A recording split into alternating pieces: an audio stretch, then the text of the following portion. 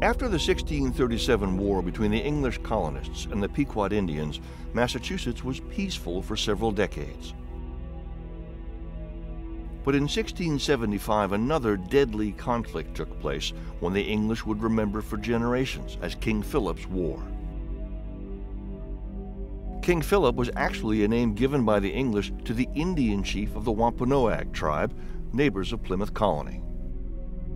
Tensions between the Plymouth Colony and the Wampanoags were starting to develop because Plymouth Colony was growing and expanding, and taking over more and more land and placing more and more demands on the Wampanoags. The real showdown came when the English basically insisted that the Wampanoags turn over all their weapons. The Wampanoags refused.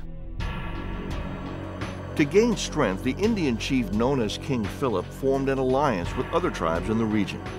In 1676, those tribes mounted a coordinated assault on 52 New England villages. The Indians killed nearly 1,000 Puritans that year. It looked like Plymouth was going to completely lose the war before it had hardly even begun. So they pulled in their neighbors, Connecticut and Massachusetts, to join in the attack on the Wampanoags, making it a much more full-scale war. The white colonists of New England also joined forces with the Mohawk tribe, part of the Iroquois Confederacy, and together they fought the Wampanoags. In turn, the Wampanoags united with the Narragansett Indians.